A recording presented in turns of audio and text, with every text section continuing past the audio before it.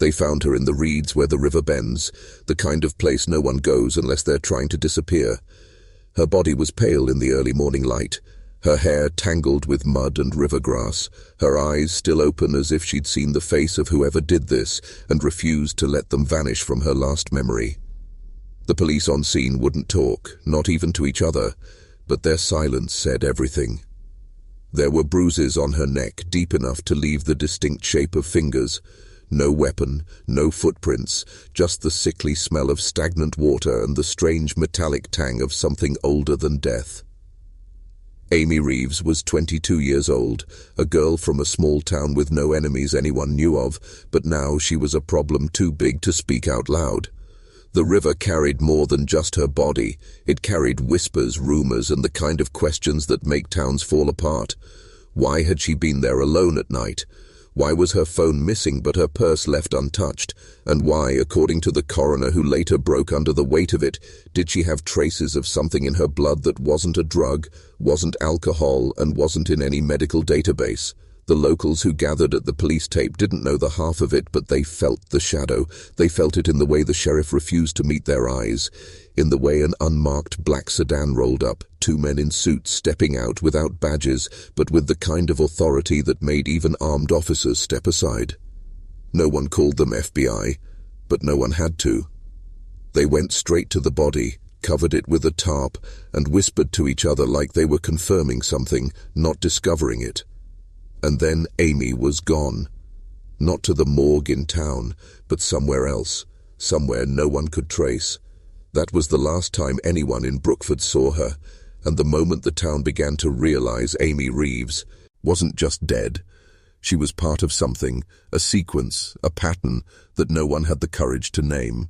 Amy Reeves didn't belong in the reeds. She belonged on the high street, laughing too loud with friends, leaning against brick walls with her hair falling into her face, pretending she didn't notice boys noticing her. She was 10 years old, but she moved through Longcross with a confidence that made people forget she was still a child. She had this way of looking at you, direct, unblinking, that made even grown men shift uncomfortably. Some said it was charm, others thought it was defiance, but there were a few who swore it was something else, something older, like she knew more than she should. On the day she disappeared, she was seen walking the road past the gasworks at the edge of town, her boots scuffing the dirt, a small cloth bag slung over her shoulder. The gasworks were a dead zone, rusted pipes, leaking steam, and a fence no one crossed. She crossed it. The last person to see her alive was a farmer named Elijah Wren, who swore she stopped and asked him for the time even though she had a watch. He said she looked pale, her lips dry but her eyes sharp, as if she was about to tell him something and thought better of it.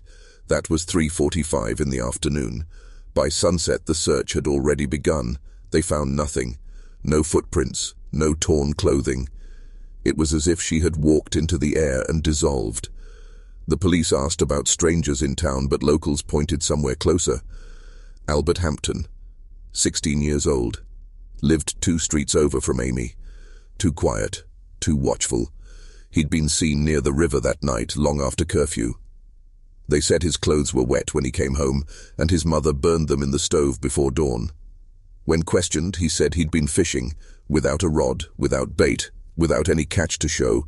It was a bad lie, but lies are only dangerous when someone wants the truth.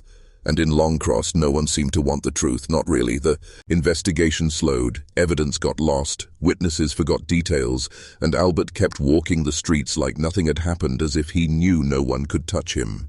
Albert Hampton had the kind of face people forgot.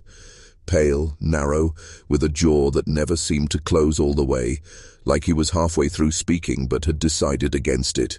He lived with his mother in a leaning house at the end of Mill Street, the kind of place where the curtains were always drawn and the front step sagged under its own weight. His father had been gone for years. Some said he'd died in the steelworks accident. Others whispered he'd left on purpose. Albert was a shadow in school. He rarely spoke unless called on, and when he did, his voice was flat, as if reading from a page only he could see. But the people who'd spent time with him claimed there was something off, small things, easy to miss, like how he wouldn't step on cracks in the pavement, or how he never seemed to blink when someone was talking to him. Children said he collected dead animals, a cat found stiff behind the bakery, a fox with its throat torn, a magpie missing its eyes. They'd vanish from where they lay, and later, Albert would be seen near the marsh, carrying a sack that dripped. His mother defended him fiercely. "He's sensitive," she told anyone who dared speak ill of him. "He feels things too deeply." But feeling too deeply didn't explain why Amy Reeves's mother had caught him staring at Amy from across the road for weeks before she vanished.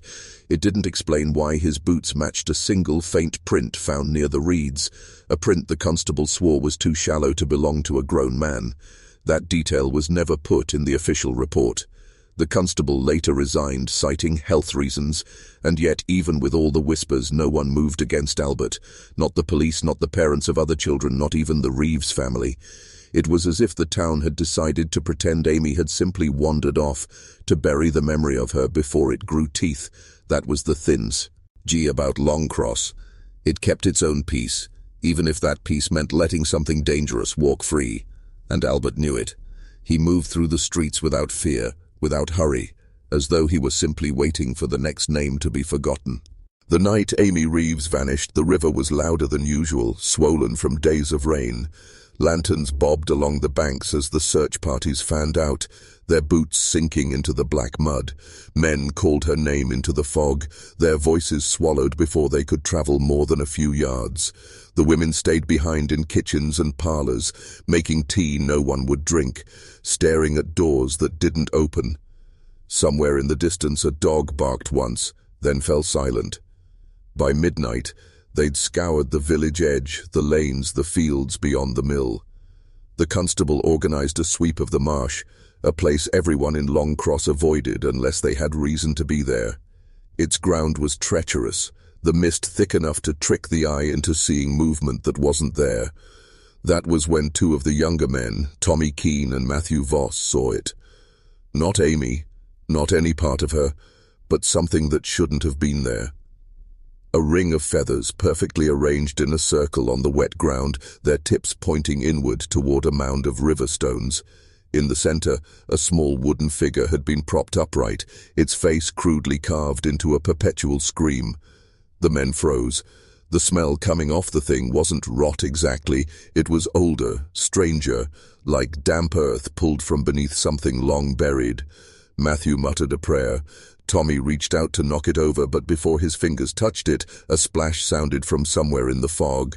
Not the splash of a fish, but the heavy plunge of something wading fast.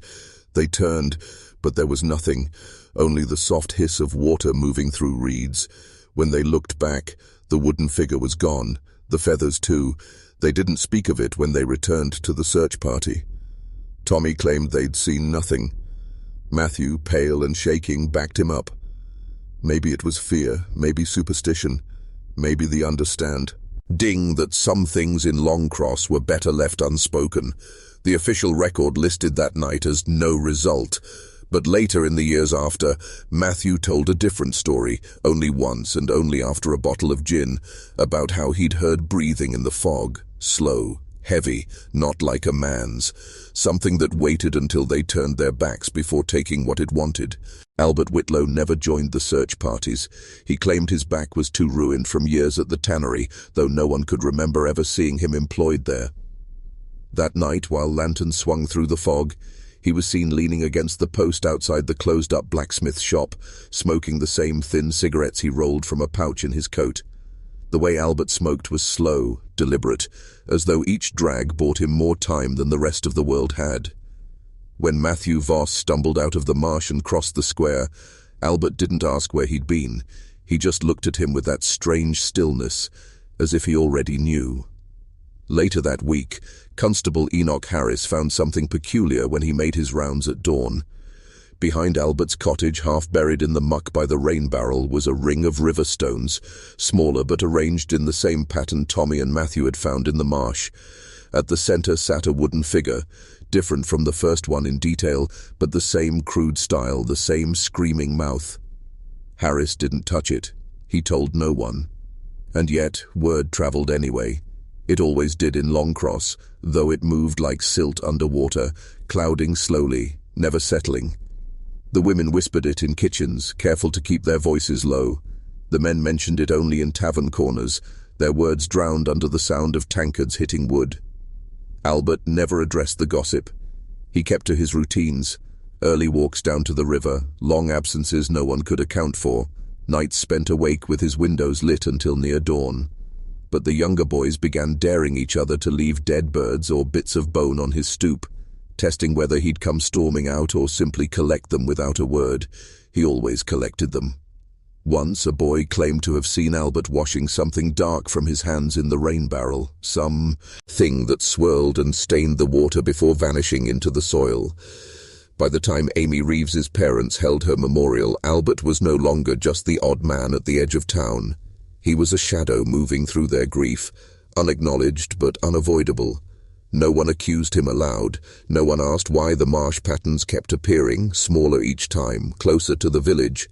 And no one dared to follow him when he disappeared into the fog after nightfall, his lantern swaying in a rhythm that didn't match the wind. By autumn, Longcross had grown quieter in ways that could not be explained by the coming cold. The marketplace, once a hub of gossip and barter, now felt hollow, its conversations clipped, eyes darting toward the alleys and fog-slick lanes. The children, once reckless enough to race along the riverbank until sundown, now lingered only near their homes, shadows of their mothers' aprons stretching across the ground as they were pulled inside earlier each evening. People spoke less, but they watched more. Every slammed door, every dog barking in the distance, every rustle of leaves was noted and carried in the mind like a tally mark. And still, the patterns kept appearing, arrangements of stones and twigs left in yards, on doorsteps, even once on the roof of the church. The shapes were growing more complex now, spirals within circles, lines that broke and rejoined in ways that looked deliberate, almost mathematical. No one admitted to seeing who placed them. No one destroyed them either, except for Reverend Halloway, who smashed one with his boot and threw the pieces into the river.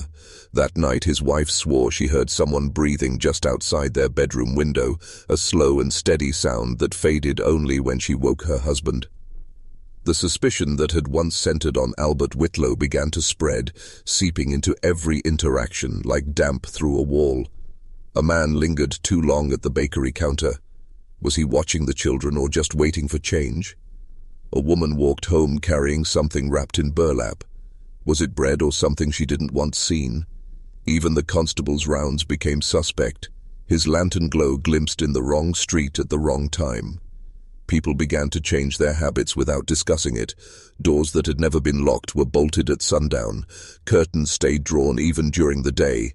The walk to the river became something done so in pairs, in silence, with eyes fixed on the ground. But the strangest change was in the air itself. The village no longer sounded alive. There was no laughter in the square, no singing from the public house, no clatter of tools in the carpenter's yard, just the wind off the marsh, carrying with it a smell that seemed to grow stronger every week, earthy, metallic, and faintly sweet, as if something had been buried shallow and left to rot. Whatever was moving toward them wasn't in a hurry, and that somehow made it worse. It began with the Miller boy, though "began" was the wrong word. Something had been gnawing at Longcross for months, but his vanishing was the first open wound. Thomas Miller was 12, wiry and quick, known for running errands for the butcher and delivering parcels to the ferry without ever losing a coin. On the night he disappeared, the air had been unnaturally still, the mist so thick it blurred the lamps into dim, floating orbs. His mother sent him to fetch kindling from the shed, a task he'd done countless times. She heard the back door open, then close. A few minutes later, when the pile beside the hearth remained empty, she called his name. No answer. She stepped outside and saw the shed door ajar, swinging in the fog. Inside, the kindling basket lay on its side, the wood spilled neatly as if placed, not dropped. In the center of the shed floor, marked in ash, was one of the spirals.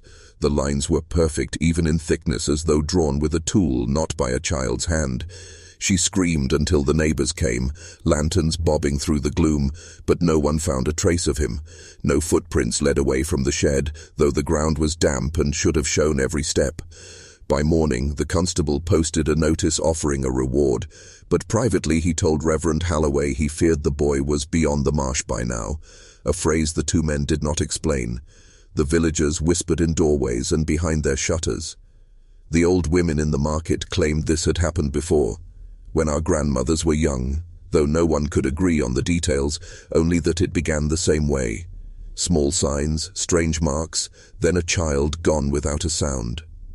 Thomas's father refused to sleep, pacing the length of the square each night with a lantern, calling into the darkness as if the boy might wander back out of it, but the call that answered him was not a boy's voice. It came 2 nights later, a low, drawn-out sound from somewhere near the marsh, a sound too deep to be human, too deliberate to be the wind. Those who heard it said it seemed to pull the air out of their lungs, leaving them with the taste of iron in their mouths. After that, no one went near the marsh, not in daylight, not ever. The spiral. It was not just a childish drawing, but a symbol older than the village itself, a dark sigil etched deep into the marrow of Longcross's forgotten past. When the villagers whispered of it, they spoke in half words, eyes darting like hunted animals. The same spiral had been seen in strange places, scratched into barn doors, carved into tree bark near the edge of the marsh, even painted faintly beneath the floorboards of the oldest church pew. No one could say what it meant, but it was never a good sign. Some said it was a mark of the old gods, long cast out but never truly dead. Others muttered about a cult buried under centuries of silence, operating in the shadows of the town. The Reverend Halloway kept a dusty journal filled with his notes and sketches of the symbol, gathered from parishioners who feared to speak aloud. In it he wrote about a binding, something that linked the children of Longcross to a secret no outsider was meant to uncover. Thomas Miller's disappearance was the first tangible breach of that binding. What was more unsettling was that his name appeared in the margins next to the names of others, children like Amy Reeves, who vanished or were found dead under mysterious circumstances. The patterns of the spiral were always near. When Amy's body was pulled from the pond, the marks on her head suggested a violent assault, but the birch stick found embedded in the mud, with strands of her hair entwined, hinted at something more ritualistic. It was as if someone had intended to bind her, mark her, or punish her for stepping outside an invisible boundary. No stranger to mystery, Superintendent Mez was reluctant to share his thoughts, but behind closed doors he confided in officers that the evidence pointed towards something ancient and unfathomable, something that transcended the normal. "This is no mere killing," he said quietly. "It's a message, a warning." The villagers, already terrified, began to notice changes in their children. Withdrawal, strange nightmares, sudden silences. Mothers whispered about shadows moving between trees, unseen eyes watching from the thicket. One night a child was found standing in the marsh, eyes glazed, chanting fragments of the spiral's pattern. The adults were powerless, trapped in a growing web of fear and silence. The authorities could not admit it, but the case was slipping beyond their reach, into a darkness that swallowed logic and demanded sacrifice. And so the spiral continued its silent turning, dragging those who dared to watch deeper into its ancient, unforgiving orbit. The village of Longcross was no longer just a place on a map. It had become a cage, a living, breathing entity feeding on the fear of its inhabitants.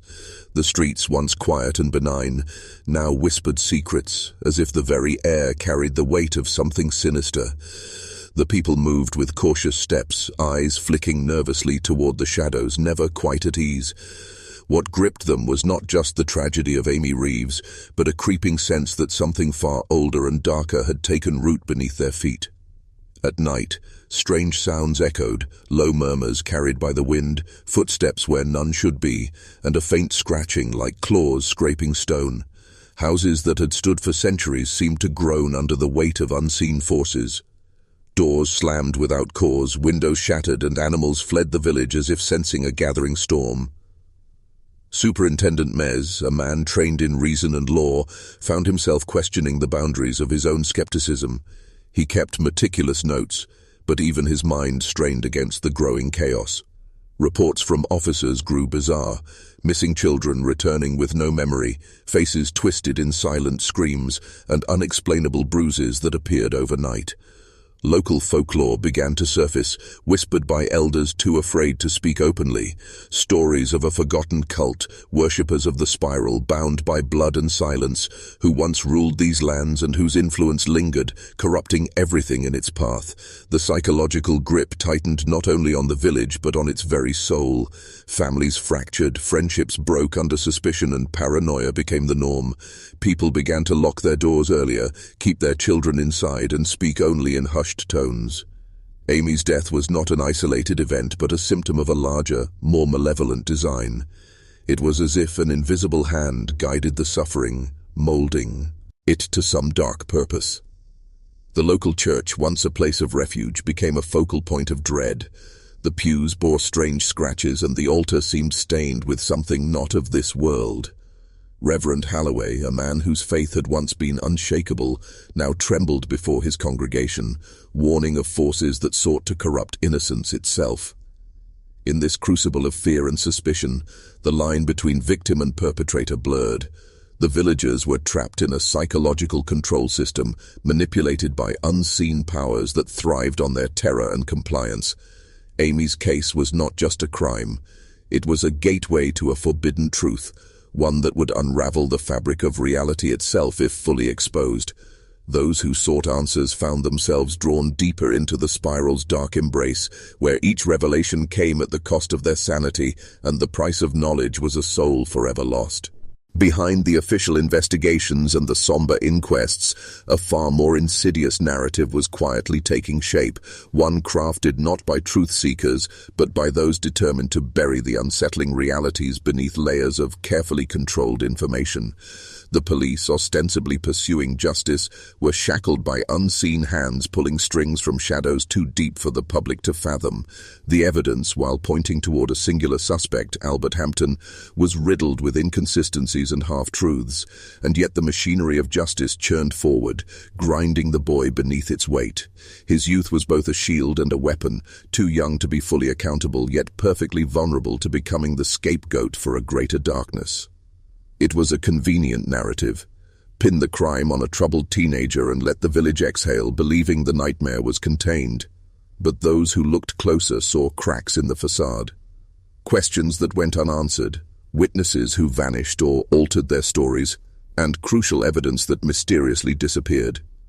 The stick found near Amy's body, embedded with strands of her hair, was it truly Albert's, or was it planted to direct suspicion? The same stick that could have been used as a weapon seemed an odd choice to leave so openly at the crime scene. Why would a guilty party be so careless? What desperate truths lay beneath the surface? The village's social hierarchy whispered of a protective shield cast by local elites, landowners, church officials, and businessmen who feared that exposure of the real perpetrator would unravel more than just one life. Their influence spread like a web, controlling the press, silencing dissent, and shaping the narrative to preserve a fragile order. This control extended beyond simple cover-ups. It was part of a systemic manipulation designed to maintain power by fostering fear and division. Psychological control systems were employed not just through threats or bribes, but through the shaping of collective memory itself. The villagers were not only witnesses to tragedy, but pawns in a game they did not understand. As the investigation stalled, the authorities' focus shifted away from true justice toward appeasement. Surveillance intensified, not just of suspects but of entire families, neighbors, and anyone daring to question the accepted story. Letters were intercepted, conversations monitored, and fear weaponized. This was not about finding a killer, but about controlling a narrative that could destabilize the very foundations of their society. Amy Reeves's death became a symbol, an unspoken warning that some truths were too dangerous to expose, and some shadows too deep to illuminate. The question remained: who truly pulled the strings, and how far were they willing to go to keep the darkness hidden? In this maze of lies and silence, the real story awaited those bold enough to see beyond the veil into the abyss where forbidden history and institutional corruption intertwined with chilling precision. Fear is the oldest weapon in the arsenal of those who seek to dominate. In the quiet village of Long Cross, it became a silent language, spoken not with words but through glances, hushed warnings, and the weight of unspoken rules. The death of Amy Reeves was not only a tragedy, it was a catalyst that unleashed a wave of psychological control far more potent than any brute force. From the moment her body was found, the village was transformed into a crucible of anxiety and suspicion. Parents pulled their children from the streets, neighbors watched one another like predators, and a pervasive unease settled like a fog. This fear was not incidental. It was meticulously cultivated and exploited by the invisible powers embedded within the community's institutions. The local authorities, under pressure from higher powers, subtly steered conversations, manipulated public opinion, and ensured that the narrative remained tightly controlled. The press, initially eager to uncover the truth, soon conformed, delivering only fragments that served the purpose of containment. No one dared question the official version too loudly. Whispers circulated about hidden agendas, about secrets that certain families had guarded for generations, secrets too dangerous to reveal lest they shatter the social order. Psychological control manifested through more than mere fear of violence. It extended into social exile and reputational destruction. Those who voiced doubts about Albert Hampton's guilt found themselves isolated, labeled as troublemakers or sympathizers of a dangerous youth. The village's collective memory began to warp, burying the uncomfortable details beneath a veneer of respectability and silence. Behind closed doors, some older villagers spoke of strange occurrences, unexplained disappearances, veiled threats, and an unrelenting presence that seemed to watch from the edges of the foe. Rest in the murky depths of the pond. These stories, dismissed by many as superstition or grief, hinted at a darker reality. The psychological grip extended beyond the living to the very way history was recorded and remembered. Official records sanitized, testimonies distorted, and the raw truth eroded by time and deliberate obfuscation. In this way, Amy Reeves's murder became not just an unsolved crime, but a symbol of suppressed truth, a cautionary tale about the cost of confronting the forces that govern society from the shadows. This was no random act of violence. It was a calculated event woven into a larger tapestry of corruption and control, designed to fracture the community and keep it obedient. To understand the full horror of what transpired in Long Cross, one must look beyond the surface, into the psychological mechanisms that keep men and women bound in chains of fear, manipulation, and silence.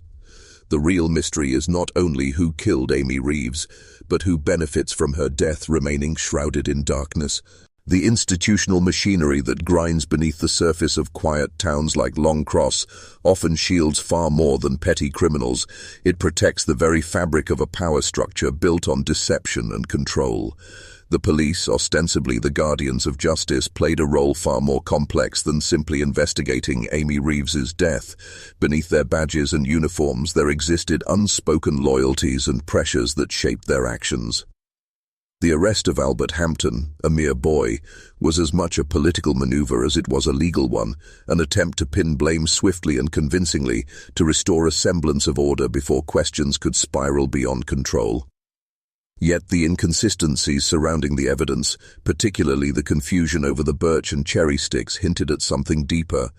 Why did the authorities rush to arrest a teenager with so little conclusive proof? Why did they seem to ignore other suspicious figures in the area, such as the unidentified man who sought work near the Reeves home that day? The answer lies in the broader system's urgent need for scapegoats, individuals who could be sacrificed to satisfy the demands of public outrage without threatening the true powers lurking behind the scenes. This is a pattern repeated across history, where institutions trade truth for stability, justice for appearance.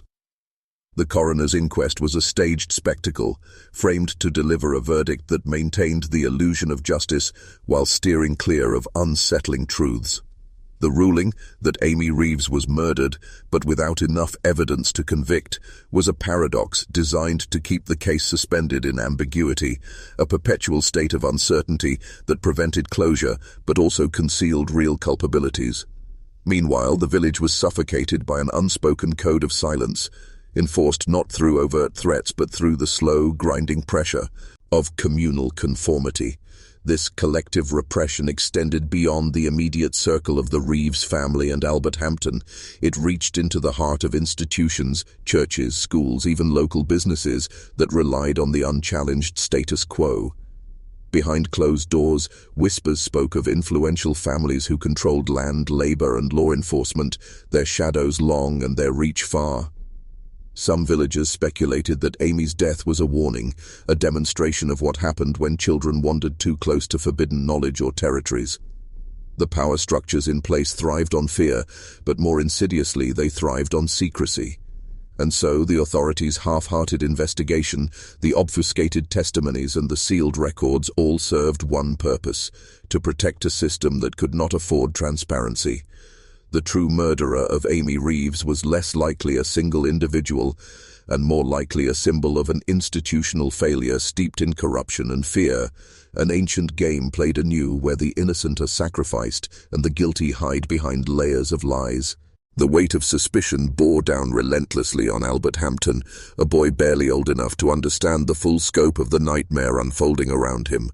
From the moment he was taken into custody, his life became a prison within a prison, a suffocating labyrinth of fear, confusion, and social exile. The villagers, once indifferent or mildly curious, now regarded him with a gaze sharpened by accusation and dread. Yet beneath this public condemnation lay a deeper psychological torment, one inflicted not only by the community, but by the invisible forces that shape how justice is administered and manipulated. Albert's youth made him vulnerable, a pawn in a much larger game of power and control. His wavering statements about the sticks, his hesitant demeanor, and the contradictory accounts of his whereabouts painted a portrait of a boy caught between truth and fabrication, either his own or imposed by others.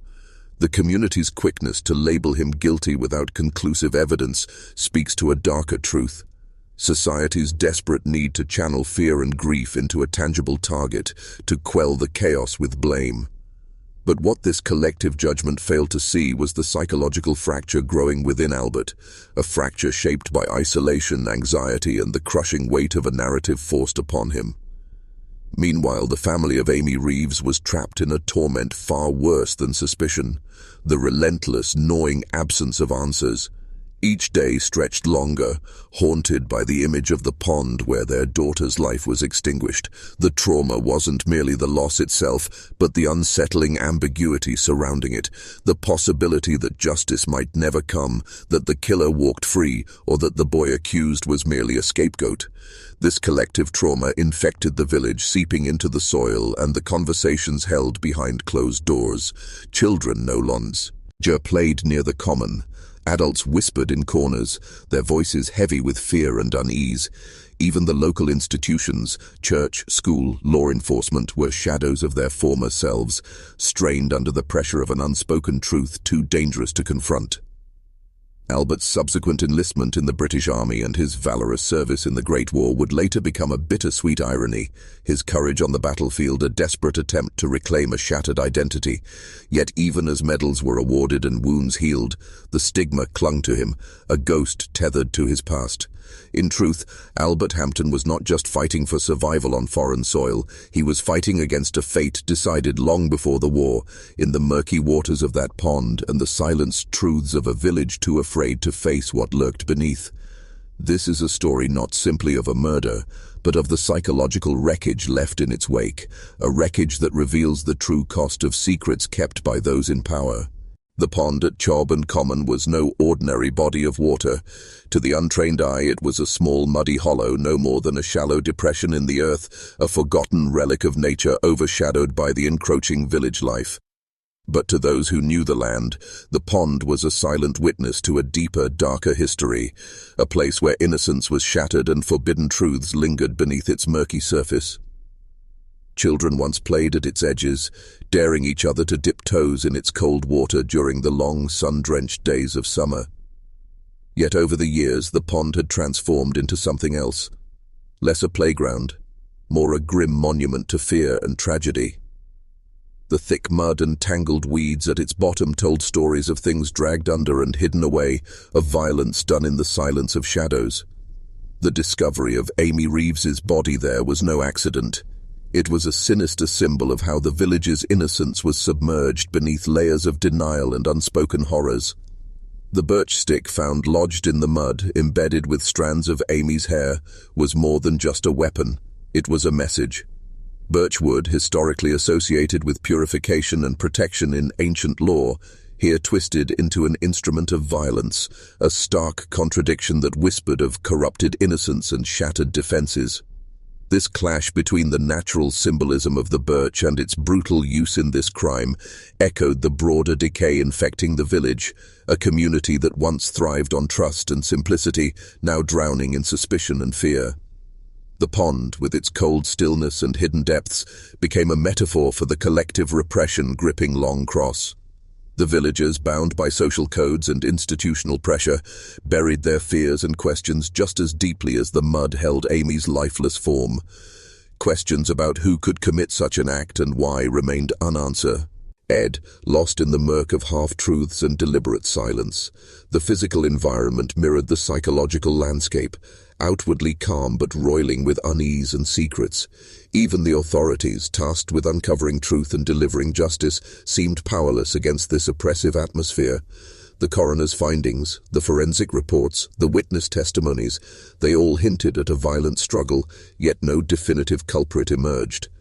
The pond's muddy waters swallowed not only a young girl's life but also the clarity of justice.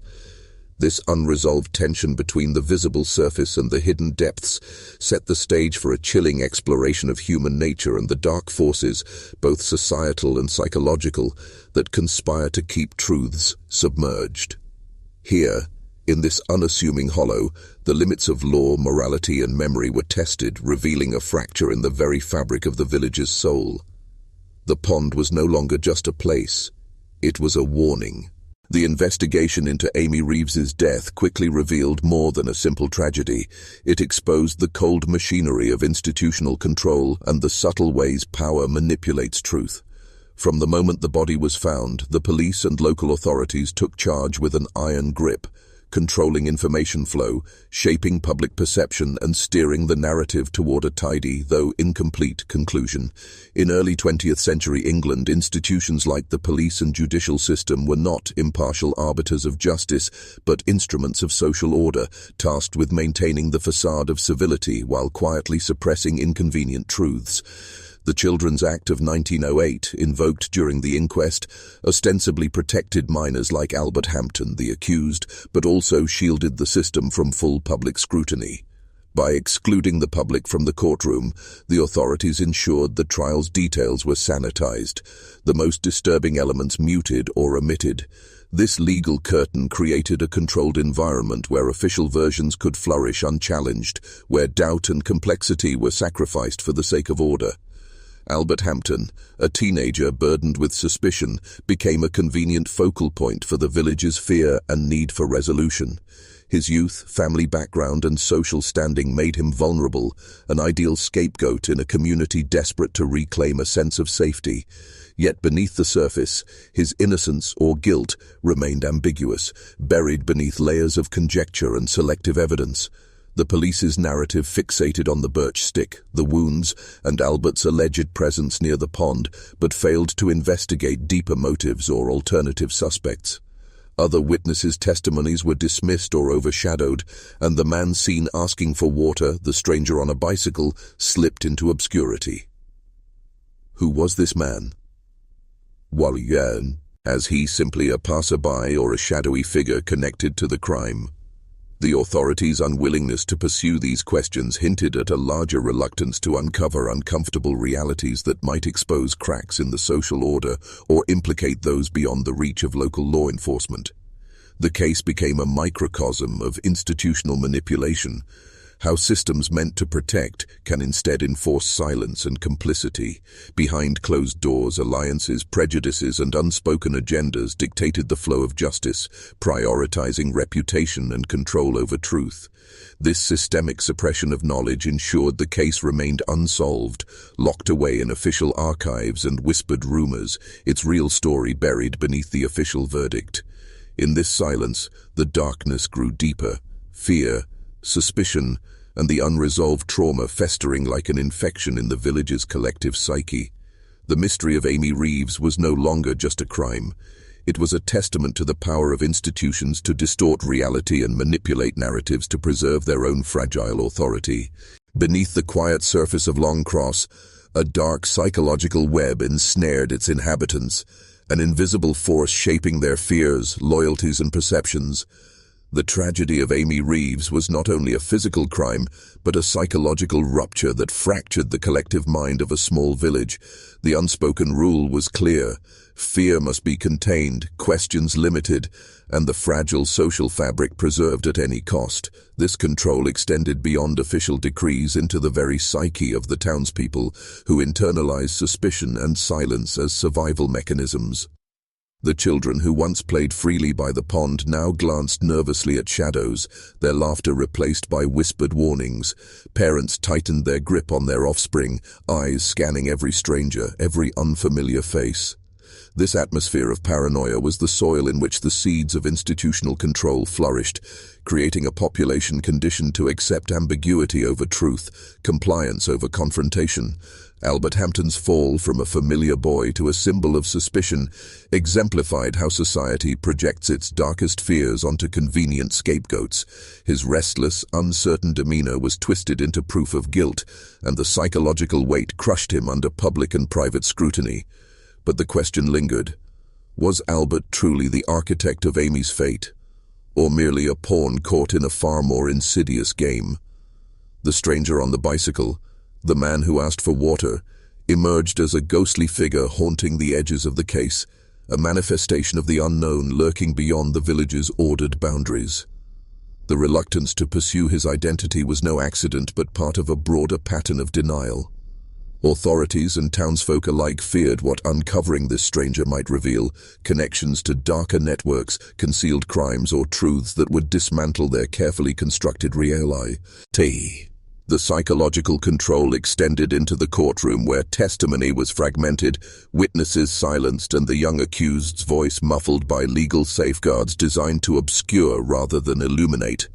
Justice became a performance, a ritualized dance where facts bowed to authority, and the emotional devastation of the Reeves family was reduced to cold evidence and procedural formality. Yet, beneath this veneer of order, the villagers wrestled with guilt, grief, and unanswered questions, their collective trauma silently corroding community bonds. The murder of Amy Reeves was a wound not just in flesh and bone, but in the very soul of Longcross. It was a stark reminder of how fear and control can warp perception, turning truth into myth and justice into a haunting silence.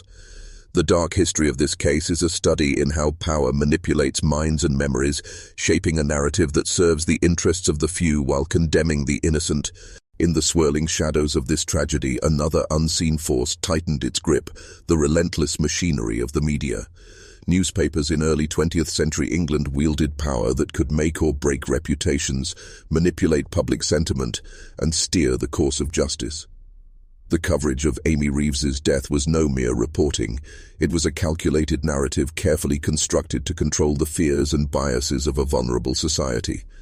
Headlines screamed of "murder in Long Cross," "tragedy at the dipping pond," and "boy accused of child's death," stirring a collective frenzy that fed on suspicion and outrage. The press played on primal emotions, painting Albert Hampton as a figure of menace despite the lack of conclusive evidence. His every movement, every murmur was scrutinized and dissected, casting a long shadow over a boy who should have been allowed the innocence of youth. The newspaper's thirst for sensationalism overshadowed the subtleties of truth, reducing a complex and painful mystery into a simple tale of guilt. This distortion shaped public perception, aligning it with institutional narratives and suppressing any countervailing voices.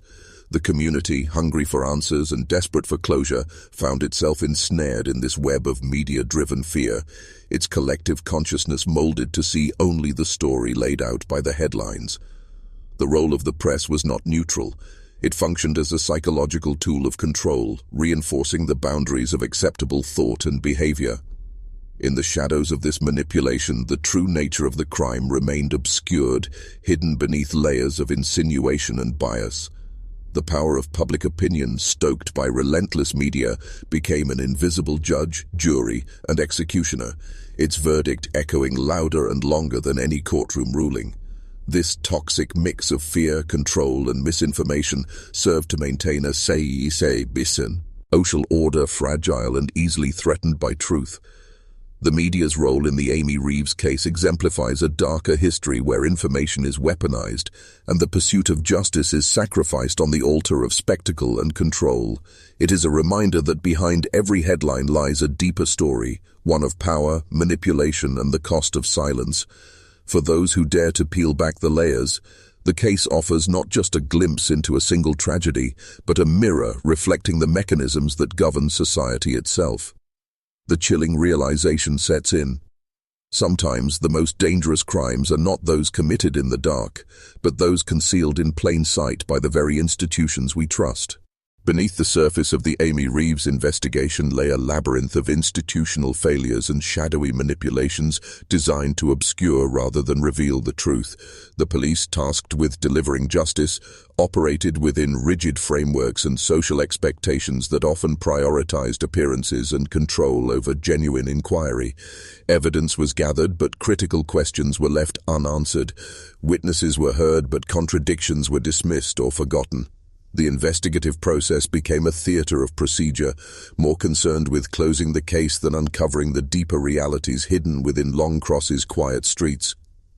Albert Hampton, the prime suspect, was ensnared not only by circumstantial evidence, but by a system eager to find a culprit to soothe a frightened public.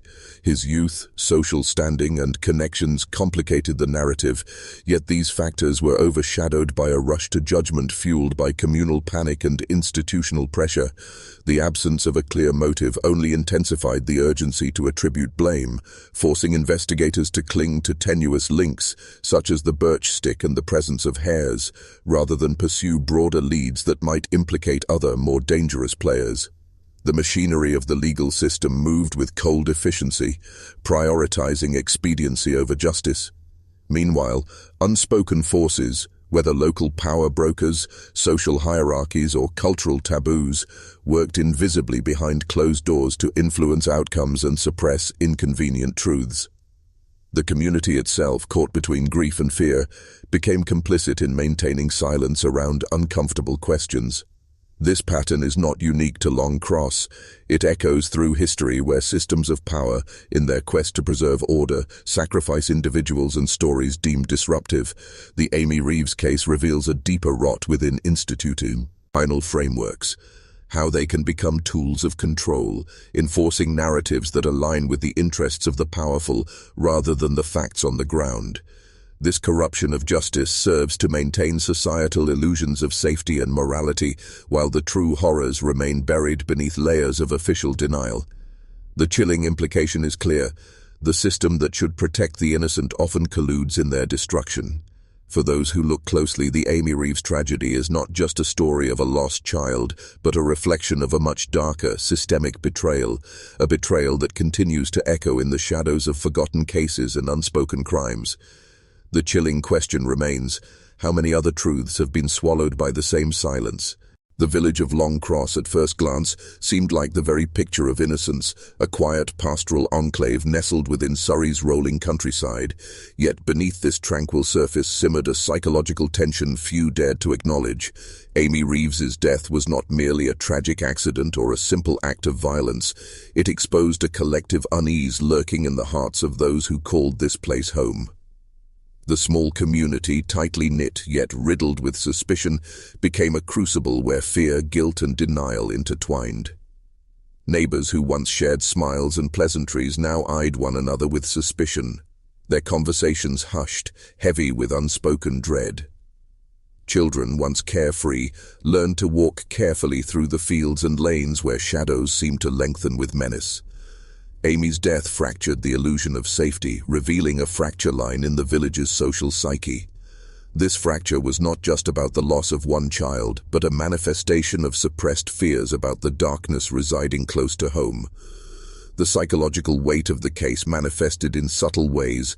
Parents grew overprotective to the point of paranoia, friends withdrew into silence, and local gossip morphed into an omnipresent force, distorting facts and amplifying dread. Long Cross became a breeding ground for rumors, of strange men seen near the common, of veiled threats whispered after dark, of secrets kept behind closed doors. Such collective fear was both a response to trauma and a tool of control. The community, unwilling or unable to confront the true nature of the threat, found itself trapped in a cycle of denial and scapegoating. Albert Hampton, young and vulnerable, became the focal point for this psychological storm, his awkward behavior and social marginality casting a long shadow over his fate. The communal mind demanded closure, a narrative that fit the need for a culprit, even if the evidence was thin. This psychological mechanism, fear breeding suspicion, suspicion breeding isolation, reflects a broader human tendency to seek order amid chaos by projecting evil onto a single figure. Yet the real darkness in Longcross was not confined to one boy or one crime scene. It was embedded in the village's collective soul, in the way fear reshaped relationships and warped truth. Amy's death cracked open a hidden vault of psychological trauma and social manipulation, one that extended far beyond a single unsolved murder. Understanding this is crucial because it reveals how communities can become unwitting prisoners of their own fears, manipulated by forces both internal and external. This case forces us to ask, what lies beneath the facades of normalcy in every town, every neighborhood? How many hidden horrors remain locked away by silence and fear? This is not just a story from the past. It is a mirror held up to the darkest corners of human nature itself. The tangled web surrounding Amy Reeves's death was not merely the product of a small village's whispered fears, but a reflection of far deeper systemic forces working behind the scenes. Longcross was a microcosm of early 20th century England, a society steeped in rigid class structures, silent oppression, and an unyielding code of conformity that left little room for truth when it threatened the established order. The social hierarchy dictated who had power and who was expendable, and in this hierarchy, children like Amy and boys like Albert were pawns, disposable and voiceless. Albert Hampton's arrest, while publicly framed as justice, bore the hallmarks of institutional convenience rather than genuine investigation. His youth, his awkwardness, and his social status made him an easy target, someone to absorb the community's outrage and fear, while the real shadows behind the tragedy remained untouched. The police, local officials, and even the press were operating within a system designed to maintain appearances and suppress inconvenient truths. The intense scrutiny on Albert contrasted sharply with the invisible currents flowing beneath, unspoken relationships, power imbalances, and the dark motives of those who stood to gain from silence. The trial and inquest were conducted in a manner that masked uncertainty behind ritualized procedure, a spectacle that gave the illusion of transparency while systematically closing off real inquiry. Behind the courtroom walls, the real power players maneuvered, ensuring that the narrative fit a comfortable pattern, one that reassured the public and preserved the social fabric. The case also exposes how psychological control was exercised not only through fear of crime, but through the policing of identity and class. Albert's character was dissected and redefined by others, stripping him of agency and reshaping his image into that of a scapegoat. The public, starved for answers and hungry for certainty, accepted this reconstruction without question. Meanwhile, the true forces responsible for the underlying violence, be they social neglect, hidden abuses, or sinister agendas, remained obscured, shielded by layers of silence enforced by tradition and authority. Amy Reeves's death was a symptom of a larger disease afflicting society, a system that thrives on obfuscation, sacrificing the vulnerable to protect itself.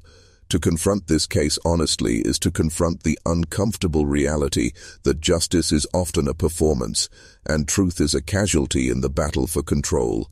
The village, the officials, and even the justice system colluded in a grander psychological manipulation, one that enforced compliance through fear, distraction, and misdirection.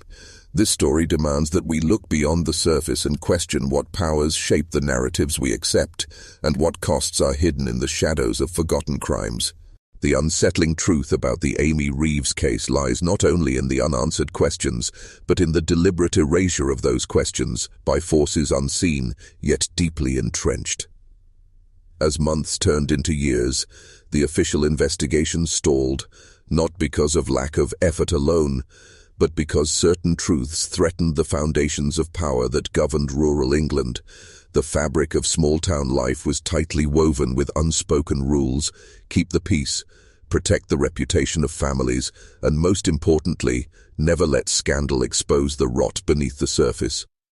Amy's death became a wound too painful and too dangerous to expose fully, so the community, authorities, and press tacitly agreed to bury it under layers of silence and partial truths. This was not an isolated phenomenon, but part of a broader pattern seen across the era, a time when children were vulnerable to exploitation and violence that authorities often ignored or actively concealed. The system's preservation depended on a hierarchy where voices like Amy's were systematically suppressed. The young girl's story was co-opted, twisted to fit a narrative that absolved powerful interests while condemning a convenient scapegoat in Albert Hampton. It is crucial to understand how institutional manipulation shaped the outcome. From the police's handling of evidence, the media's selective reporting, to the legal system's restrictions on public scrutiny under the Children's Act. This law, designed to protect minors, paradoxically served to shroud the inquest in secrecy, limiting transparency and public pressure. Such legal frameworks have historically been wielded to control narratives and contain scandal, especially when those involved came from lower social strata. Albert's eventual discharge was less a declaration of innocence and more a strategic retreat by the authorities. They had extracted what they needed. A.S. Symbol of justice served, even if incomplete. Meanwhile, the true perpetrator or perpetrators were left in the shadows, shielded by a community unwilling or unable to confront the darker truths of its own complicity. The haunting reality is that the mechanisms of psychological control extended beyond the courtroom. Fear was cultivated not only through the threat of violence, but through social ostracism, economic dependency, and cultural conformity. The silence around Amy's death was enforced through a complex system of intimidation and societal pressure, ensuring that the past remained buried and the present unquestioned. This case exemplifies how history can be weaponized to obscure, how the facade of order conceals chaos, and how suppressed truths linger, waiting to be uncovered by those willing to seek them relentlessly. To hear this story is to glimpse the machinery of control operating quietly beneath the surface of respectability, a warning that some secrets are guarded not by chance but by design. What makes the Amy Reeves case even more disturbing is how it reveals the silent complicity of institutions that claim to protect society's most vulnerable. The police, the courts, and the local authorities all operated within a system that prioritized maintaining the illusion of order over delivering true justice. Evidence was mishandled or conveniently overlooked, testimonies were dismissed or doubted, and witnesses were subtly pressured into silence. Behind this veil of respectability, the machinery of power worked tirelessly to contain the damage. It's no coincidence that Albert Hampton, a teenager from a poor background, became the convenient focus of suspicion. He was an outsider in many ways, recently moved, lacking strong family ties, and socially vulnerable. The real tragedy is that this system has long operated by sacrificing individuals like Albert to protect broader social interests. The judicial and investigative processes, far from being neutral arbiters of truth, often functioned as instruments of social control, reinforcing existing hierarchies and suppressing inconvenient realities. Amy's death became a case study in how the ruling classes of the time preserved their power, not through transparency or accountability, but through obfuscation and scapegoating. Furthermore, this case hints at a deeper, more sinister layer of societal corruption. The sudden surge of disappearances and assaults against young girls in the region was not a series of random acts, but a symptom of a wider rot, a systemic failure that extended beyond a single village or county. The fact that these crimes went largely unpunished and underreported suggests a willful blindness among those who should have intervened. The pressures of the Great War looming on the horizon only intensified this dynamic, as societal focus shifted to patriotism and the front lines, allowing local tragedies like Amy's to fade into obscurity. Yet, within these shadows, the psychological scars remained, a dark stain on the collective conscience. This story challenges us to confront uncomfortable questions about power and justice. Who truly benefits from silence? How many others like Amy have been lost to history's forgotten corners? And perhaps most chillingly, how easily truth can be twisted, buried, or erased when it threatens the fragile balance of control. To understand Amy's story is to understand the hidden systems that continue to govern our lives, cloaked in secrecy, protected by fear, and sustained by silence. Those who seek to know must be prepared to face these dark realities, for the cost of ignorance is far greater than any truth revealed. The unsettling truth behind Amy Reeves's death is not only what happened that day, but what was left unsaid in the years that followed. The official story ended with a verdict of insufficient evidence, but beneath that sterile conclusion lies a web of suppression and denial carefully spun by those invested in keeping the darkness at bay. The investigation's quick closure, the lack of further suspects, and the fading media attention all speak to a society unwilling to dig too deep into its own rot. Albert Hampton, though never convicted, carried the burden of suspicion like a shackle, his life marked by the shadow of a crime he may or may not have committed. Yet his military service and later accolades reveal another side to this story. A man desperate to reclaim honor and escape the crushing weight of an accusation that haunted him like a ghost. But what if Albert was not the true perpetrator? The possibility lingers like a cold wind through the village lanes and the murky depths of the pond. Witnesses mentioned a mysterious man passing through, a figure dressed in working clothes, a man who appeared out of nowhere and disappeared without a trace. Who was he? Why was he never found? These questions gnaw at the edges of the case, but official channels dismissed them, redirecting focus back to Albert as the most convenient suspect. The real killer, if there was one, was allowed to vanish into the folds of history, free to roam unpunished. This pattern is not unique to Amy Reeves's case. It is a hallmark of countless unsolved crimes where inconvenient truths are buried to protect societal comfort. Moreover, the physical evidence, the bruises, the wounds, the birch stick with hair embedded, these details hint at a violence far more calculated and personal than a simple accident or random attack. The presence of such brutality in a small English village reveals a darkness lurking beneath the surface of early 20th century society. The veneer of civility masked a brutal reality where the powerless were vulnerable and justice was a commodity reserved for the few. To acknowledge this is to challenge the sanitized versions of history we've been fed, to recognize the brutality that often accompanies human progress. Amy's story forces us to confront the unsettling truth that evil can be banal, systemic, and hidden in plain sight, protected by silence and institutional neglect. This is the knowledge that changes how you see the world, dark, unyielding, and forever haunting. The quiet village of Longcross seemed ordinary on the surface, but beneath the peaceful facade was a seething undercurrent of secrets and shadows. Amy Reeves's death tore apart the fragile illusion of safety and exposed the fractures in the community's moral foundation.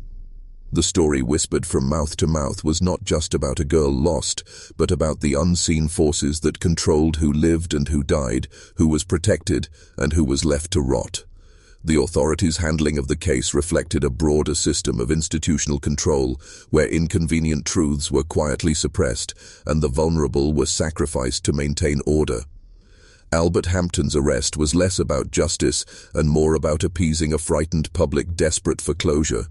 His youth, background, and reputation made him an easy target, a scapegoat to divert attention from the deeper rot festering beneath the surface.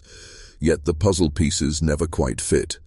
The discrepancy between the birch stick found near Amy's body and the cherry stick Albert claimed to have carried was never fully explained. The presence of an unidentified man on the common that day further complicates the narrative, suggesting a stranger's involvement, a shadow figure who slipped through the cracks of an imperfect system. It raises unsettling questions about the true nature of the crime. Was this a random act of violence or part of something more sinister? The period itself was rife with social tensions and unspoken fears. The early 1900s in England were a time of profound change and anxiety. Industrialization was uprooting traditional ways of life, class divisions were stark, and the threat of violence lurked behind the genteel decorum of village life. Amy's death can be seen as a symptom of this broader unease, A rupture in the social fabric where innocence was no longer a guarantee of safety.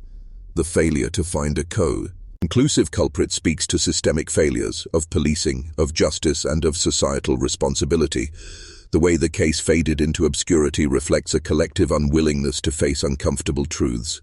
We are left to wonder how many others like Amy suffered in silence, their stories erased or ignored. This case is a chilling reminder that history is often written by those in power, and the truth, no matter how dark, can be concealed indefinitely. What happened to Amy Reeves is not just a cold case, it is a mirror held up to a society unwilling to confront its own shadows. This knowledge demands more than passive listening.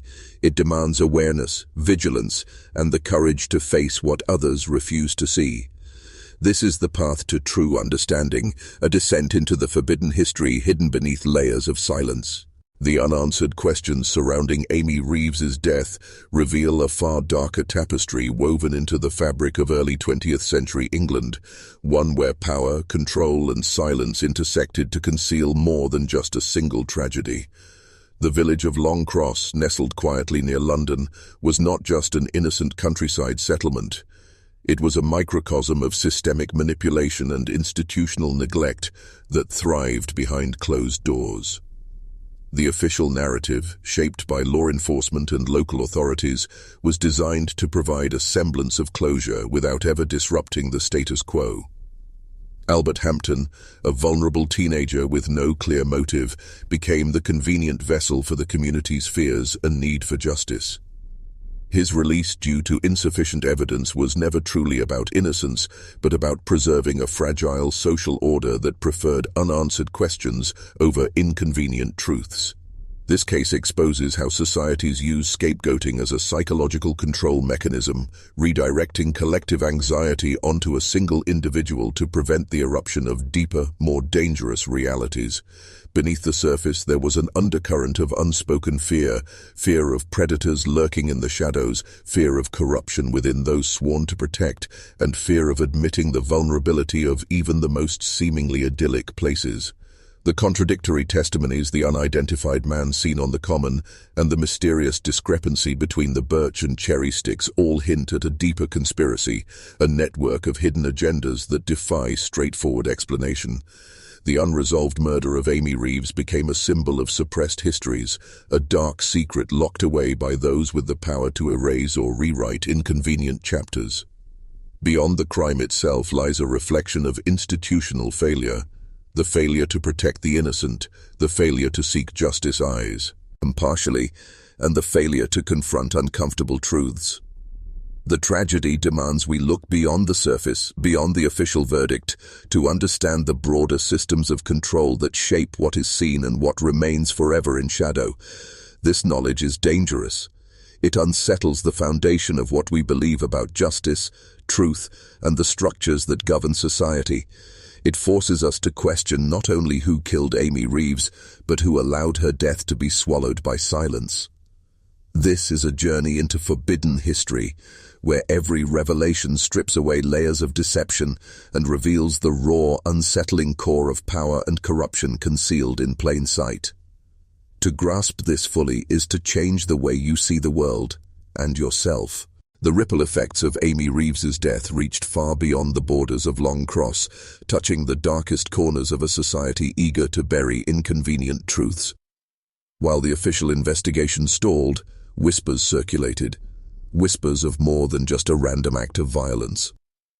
This was a time when institutional corruption ran deep, cloaked by tradition and fear. The authorities who controlled the narrative were not just passive observers but active participants in maintaining a delicate balance, one where the protection of reputation outweighed the pursuit of justice. What if the real perpetrator was never meant to be caught? What if the story of Amy was sacrificed to protect something far more sinister?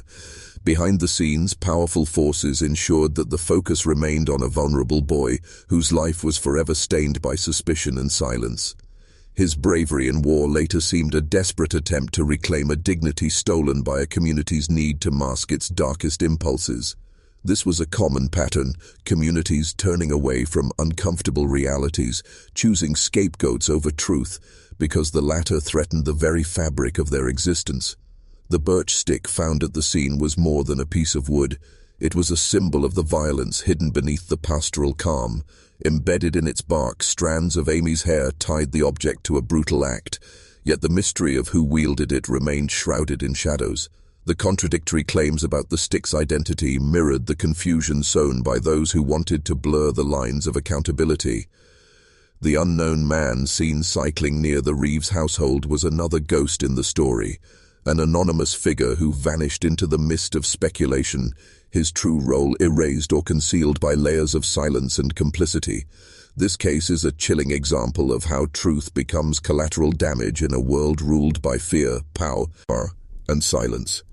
The shadows in Long Cross were not just about a single murder, but about a system that thrives on suppression, where the victims are forgotten and the guilty walk free, shielded by a veil of collective denial.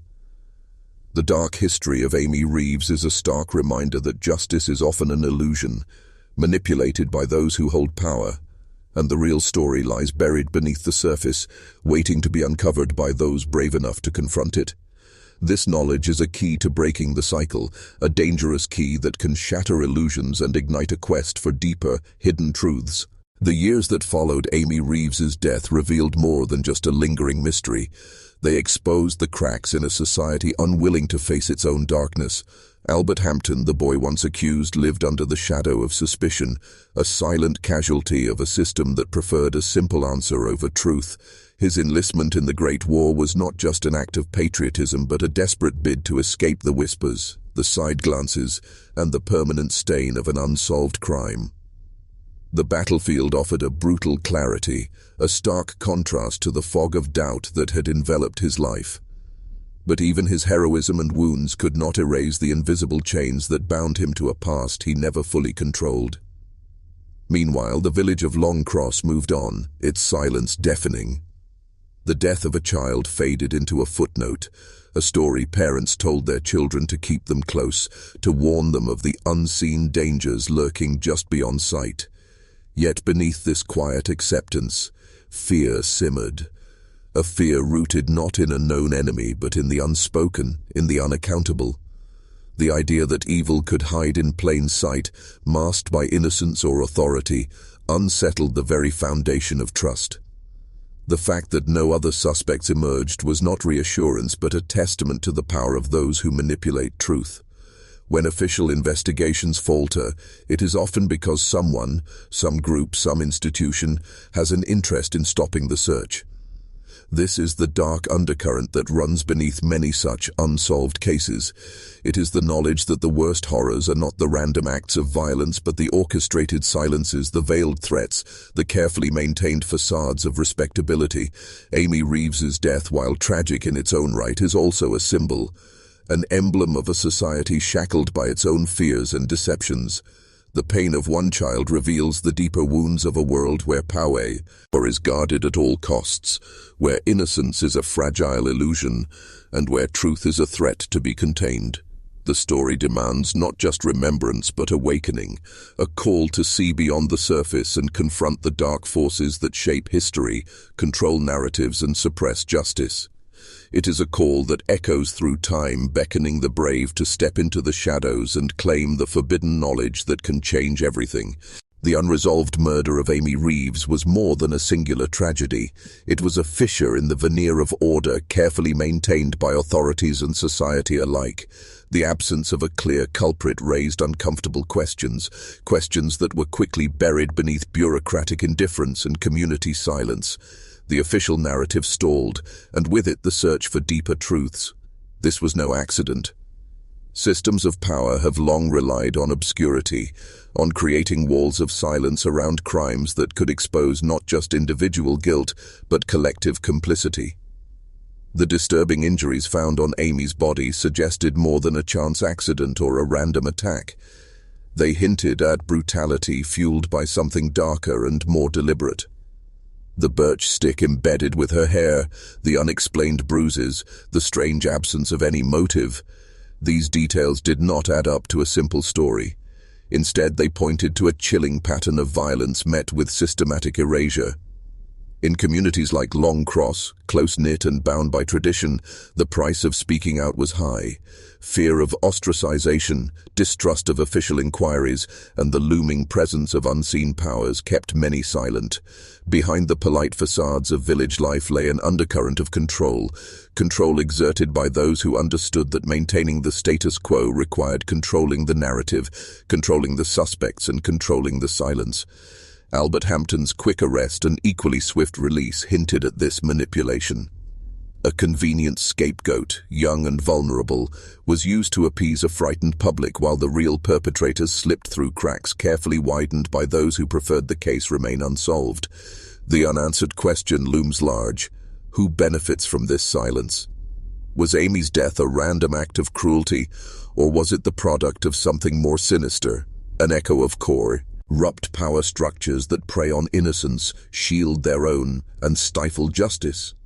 This is where the true horror lies, not just in the violence inflicted on a child, but in the institutional machinery that turned away from her, that chose the preservation of its own power over the truth. As you listen to this, remember that every forgotten case, every unsolved murder, is a thread in the fabric of hidden histories. The ones that threaten to unravel the lies we live by, the ones that once pulled reveal the dark architecture of control. If you understand the weight of this knowledge, comment below, "I see the shadows." Say it again, "I see the shadows." This is your initiation into awareness, your first step beyond ignorance, your choice to confront what others will not. The darkness is not just out there, it is woven into the very systems that govern us, waiting for those brave enough to expose it. The darkness surrounding Amy Reeves's death is not confined to one forgotten town or one fractured investigation. It is a mirror reflecting a much larger, more insidious reality.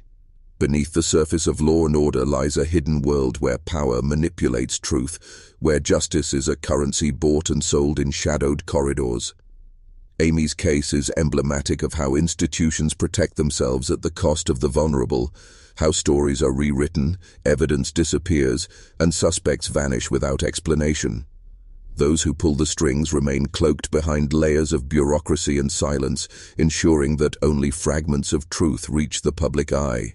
What if Amy's murder was never about a single perpetrator? What if it was a symptom of a systemic rot?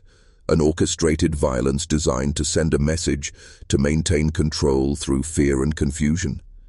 History is littered with examples of such calculated cruelty, where victims become symbols in a game played by unseen elites. Families silenced, witnesses intimidated, investigations derailed. These are not accidents. They are tools of psychological warfare against a society too willing to look away. The community's reaction, a mixture of grief, suspicion, and denial, serves as a microcosm for how collective consciousness is shaped and restrained. Fear seeps in, breeding mistrust and isolation. No one feels safe to ask the hard questions, because those questions threaten the fragile peace built on lies. Amy's disappearance from the narrative of justice is a warning. It reveals how deeply embedded corruption and manipulation are, how easily truth can be sacrificed for the illusion of order. This is not merely a crime story. It is a cautionary tale about the price of complacency, about the forces that will stop at nothing to keep their secrets hidden. Those who control the narrative wield immense power over reality itself, and this power is guarded by fear, silence, and the brutal erasure of inconvenient truths. If you hear this and feel the weight of what it means, do not turn away. Engage, resist, speak, for your own sake and for those who cannot. Comment below, "I walk through darkness." Repeat it. I walk through darkness. This is more than a phrase, it is a declaration, a refusal to be blind to the shadows cast over history, society, and self. The path ahead is not easy, but it is necessary, because knowledge is the first step toward breaking free, and once you see the dark machinery at work, you can never unsee it. Amy Reeves's story ends not with closure, but with a relentless echo, a call that refuses to fade into silence. Her case, though buried under layers of misinformation, intimidation, and institutional neglect, serves as a stark reminder that beneath the surface of society lies a network of dark forces operating with impunity. The threads connecting Amy's murder to larger systems of corruption and control pull at the very fabric of our understanding of justice and truth. This is the dangerous knowledge few dare confront, that power does not protect the innocent, but rather shields itself by sacrificing them. Those in the shadows exploit fear, manipulate evidence, and erase lives to maintain a grip on society. Amy was not just a victim of a violent crime. She was a victim of a system designed to perpetuate silence and obedience. The whispers of cover-ups, the vanished witnesses, the inconsistent testimonies, they are not coincidences, but deliberate tactics to confuse and control. Her family's pain, the community's suspicions, and the cold, unanswered questions are the hallmarks of a deeper rot, one that extends far beyond a single case or town.